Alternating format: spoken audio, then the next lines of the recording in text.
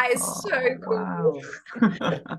It is beautiful. It is one of the most beautiful places that I have been. It was honestly, every day was just some new view that I never thought I would ever be able to see. And also tons and tons of penguins. Hello, and welcome to our first Christmas special of Physics Chat.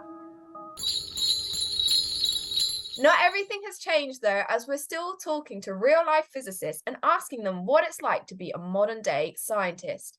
Here with me are my lovely co-hosts Joe and Fox, and our special guest Coleman. Oh, I love your outfits. They're all very Christmassy. I've only got one snowflake on at the moment, but I love the jumper, Joe, and the Christmas hat. Thanks, Susanna. Unfortunately, I've discovered the Christmas hat is a bit too small for me, but it's doing the job well. Fox, I love the sort of massive necklace you've got going on. Yeah, the only thing I could find was some tinsel, which is surprisingly itchy on the neck. So, Coleman, your jumper's great though. Oh, thank you. Yes, it's very warm. It's cold outside today, so this is definitely keeping me warm on the inside. Oh, amazing and very practical as well. Anyway, today we are going to be talking to you, and you are a research software engineer who helps to run citizen science projects. So how are you doing? I'm doing really good. Thank you. Brilliant. And could you tell me what a research software engineer is? Yeah, so a research software engineer is someone who helps researchers in writing their software. So the main goal is making sure that we can make that software maintainable, reproducible, and overall easier for the researchers to use. Oh wow, it sounds like quite kind of a niche I've not heard of before, I suppose. How did you end up getting into something like that? My route into it's really been through citizen science. So I came into the position through the Xenoverse citizen science projects, looking at postdoc positions to apply to, and saw the position at Portsmouth. And I remember dropping all of my other applications at the time and putting in that application about a month early, which is something you almost never do. And apparently my enthusiasm showed through, and in 2014 I came to Portsmouth to work on it. Brilliant. So you mentioned Xenoverse. That sounds really exciting. Could you explain a little bit about what Xenoverse is? Yes, so the Xenoverse is a collection of citizen science projects. So these are projects where anyone from the general public can log on to the website, pick a project, and help classify images to help real researchers do their real science. So this all started with a project called Galaxy Zoo about 15-ish years ago now. The idea was, at the time, the Sloan Digital Sky Survey just came out, and there was all of a sudden millions of galaxy images to work through. And the researchers wanted to look at the classifications of each of the galaxies. So which ones are spiral arms, which ones are ellipticals, if there's spiral arms, how many are there, various things like that. The best way of doing this is through visual inspection, but with millions of galaxies, that was too much for the small group of postdocs and PhD students looking at the data to realistically go through without getting extremely bored and mind starts wandering and you don't do as quite as well at the task an hour after you started type thing. So they built a website to show a random galaxy to anyone who goes onto the website and ask a series of questions to help lead to a classification. So it turns out this is a task that is easy enough that anyone can learn how to do it in 10 minutes. The website became very popular. There's a fun story that they ended up crashing the server about an hour after launching the site because it got so popular. One of the things that they did early on was to hire on software engineers to build the website for them, because they realized a group of astronomers not that great at writing websites. So they very much formed this strong relationship where the researchers and software engineers were pretty much on the same footing within the project. And that kind of, created this nice culture where people who are more into the, software end of things can easily help build the toolbox to help enable the science. Okay, so you mentioned that we can identify these galaxies by images. Why don't we just use some fancy software to identify them instead? The main reason for looking at them is twofold. The first one is when Galaxy Zoo started 15 years ago, machine learning wasn't where it is today. Computers were not good at this task. They tried, and they were pretty rubbish, all things considered. The second reason is the computer will only find what you tell it to look for. So one of the big things that came out of Galaxy Zoo are serendipitous discoveries, things the researchers didn't know was in the data set, but because a volunteer flagged it up on the forum boards being like, hey, there's something interesting in this image. What is that green fuzzy blob over there? What is this, shimmering green light over to the side? Those ended up being really interesting objects within it to find, and something a computer would have just thrown out as background noise and never would have been found in the data set. Right, so you've told us a lot about Galaxy Zoo, which sounds really interesting. But are there any projects people can get involved in over this Christmas break, for example? Oh, yes. So, I mean, Galaxy Zoo is always at the top of my list because it's, was the first Xenoverse project and was one that got me interested in the Xenoverse to begin with. But other great projects, my favorite is probably Penguin Watch, where they have camera traps set up in the Antarctic and they're asking volunteers to help them count the penguins within the images. That's always Christmassy. But there's also over 100 projects live on the website right now. So if you go to xenoverse.org, you're very likely to find a research project that you find interesting. And honestly, whatever is most interesting to you is the one that you should dive into, because all of them need, passionate volunteers to help them. You mentioned penguins there. Penguins happen to be my favorite animal. So could you tell us a little bit more about that project, please? Yeah, so the thing that Penguin Watch is trying to understand is how the populations of the various penguin species are changing due to climate change. So the main way that they're doing this is they've set up camera traps along the Antarctic Peninsula and the various islands surrounding Antarctica around various penguin nests. These camera traps take a photo about every 15 minutes or so throughout the entire nesting season. This gives them population counts, so they can understand kind of the migration habits of the various nests when the species come in and out. And also when they go to change out the SD cards and the batteries every year, they collect various samples to help understand what the various diets of each of the penguin species are. And so do you have any personal experience with this project? I do. One of the projects that I helped early on with was looking at the data analysis end of the Penguin Watch project. So all the volunteers, they're clicking on each of the penguins within an image, and you have 20 to 30 people looking at every single image.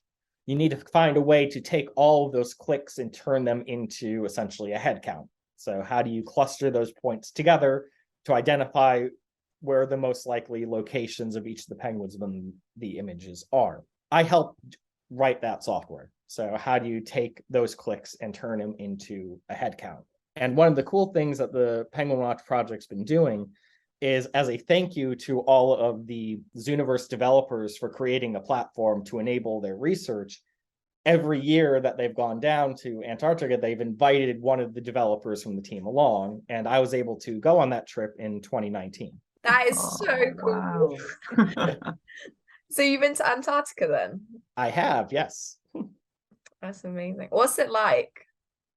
It is beautiful. It is one of the most beautiful places that I have been. It was honestly, every day was just some new view that I never thought I would ever be able to see. And also tons and tons of penguins. That was probably, definitely the highlight of the trip was going through, seeing all the penguins and just going to a place that I wouldn't be able to go to otherwise. It was really amazing. I know you've previously talked to us about this in our general conversations, and you've had my personal favorite job, like my dream job, as being the science officer on a ship. Yes.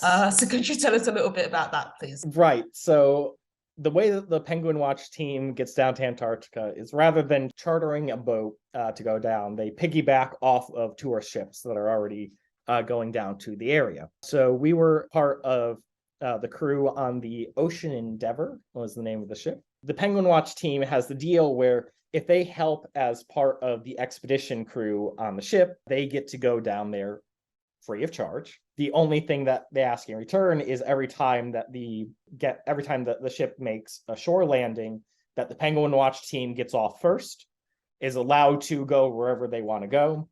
and they get back on last. So the idea is anywhere that we can walk to in the time that the guests are on the beach looking at the penguins and the seals, we can go off and do our thing, change the camera SD cards, change the batteries, fly a drone over the penguin colonies to get head counts and various things like that. When we're not doing a landing excursion, we're just part of the regular expedition crew on the ship. We talk with the guests.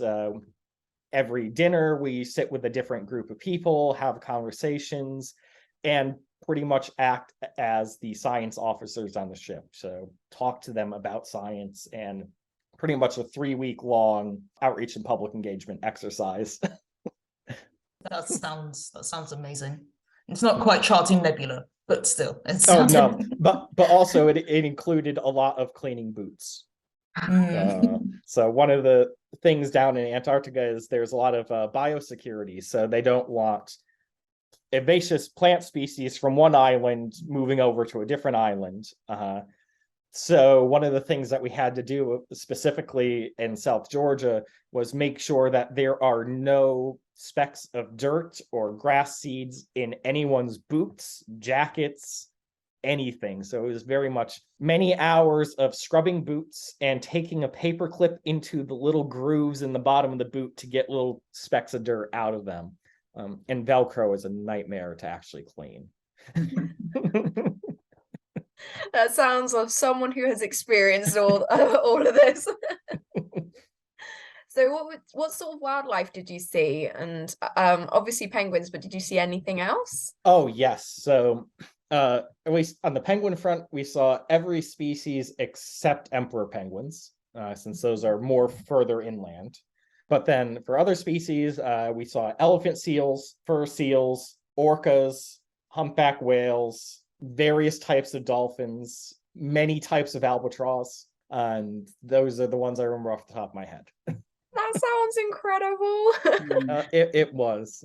Now with the real stars of the show, the penguins, did you have any, I mean, was it just kind of thing about you were there and they were there also? Did you have any fun experiences with them? So probably my most memorable experience are they smell really bad. Like it's, in some of the snowier areas on the Antarctic Peninsula, it's white snow, then you got the penguin nest and it's just brown mud around, or you want to think of it as brown mud around.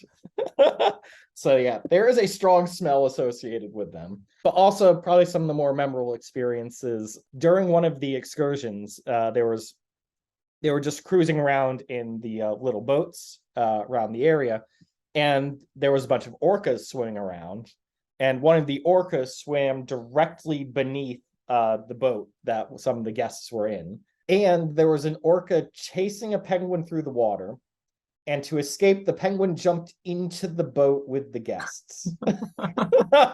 Amazing. Oh, that sounds so cute. The little penguin in a boat. Anyway, now it's time for my random question.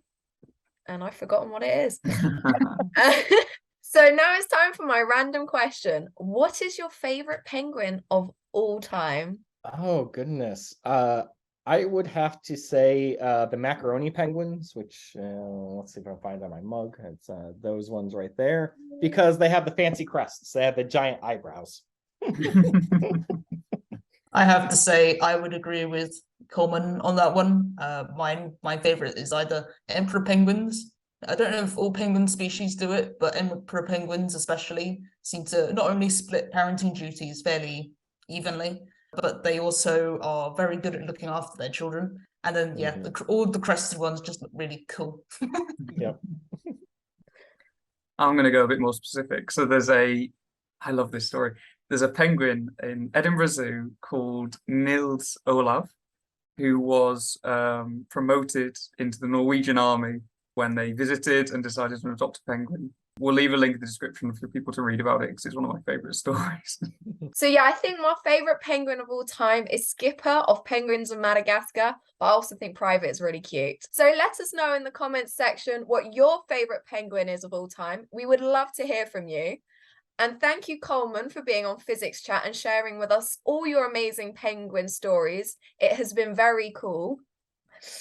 There is a link in the description if you want to get involved with Xenoverse and be part of cutting edge research. So check it out if you've got some free time over the Christmas break. Anyway, whatever you do, we hope you have a great Christmas break and we look forward to seeing you for season 3. So watch out. From everyone at Field of View, we hope you have a very Merry Christmas and a Happy New Year. Bye. Bye. Bye. Most memorable experience, they smell really bad. I love the Christmas hat. Go wear it. Yes, please. Okay. Then. It's so small. It's... Oh no, blur. Oh, it's gonna blur. Yep. Oh no.